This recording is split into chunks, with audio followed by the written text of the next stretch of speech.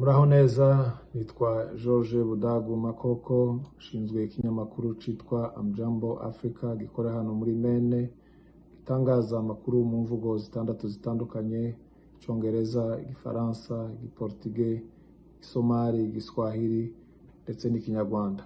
Nizere ko mumeze neza muri bino bihe bitoroshe. Nifuza kubagezaho ibintu mugomba kwitondera muri kino gihe cyo kugwanya kino cago ca virus COVID-19. Gukaraba intoki ukoresheje isabune n'amazi inshuro nyinshi zishoboka, kandi byibura amasegonda arenga 20. Kwifuka ku kanwa igihe ukorora n'igihe witsemura ukoresheje papier mouchoir ugahita uyita muri trash. Koza ahantu hose abantu bakunze gufata mu nzu, navuga imiryango y'inzu, utubati, aho ufata ufungura amazi, telefone, ordinateur n'ibindi bikoresho byo mu nzu bitandukanye. Kuguma mu rugo kenshi bishoboka, kandi byaba ngombwa ko usohoka ugashobora kwirinda kwegerana n'abantu cyane, no kuba mu ruhame rw'abantu benshi.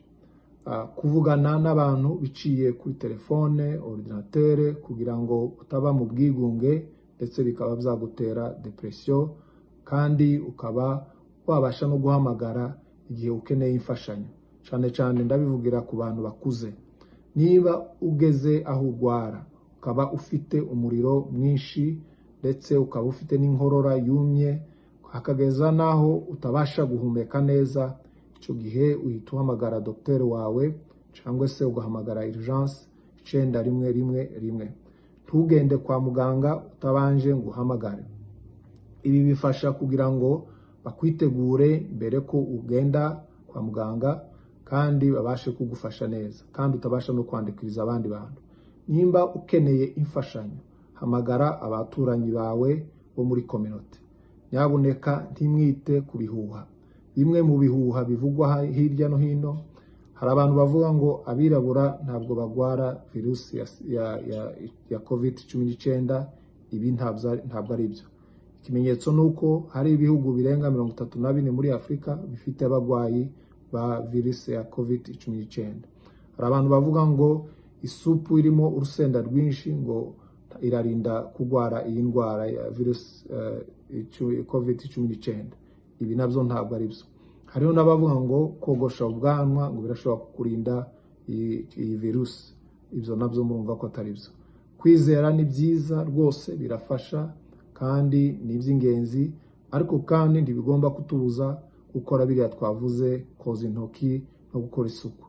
Amjambo Africa itangaza amakuru agezweho hejuru y'iki cago ca virus COVID-19. Komeza tubagezaho amakuru yitonderwa n'ibyo mugomba gukurikiza kugira ngo mubashe kwirinda. Amakuru yacu tuyatangaza mu mvugo zitandukanye nk'uko nabivuze.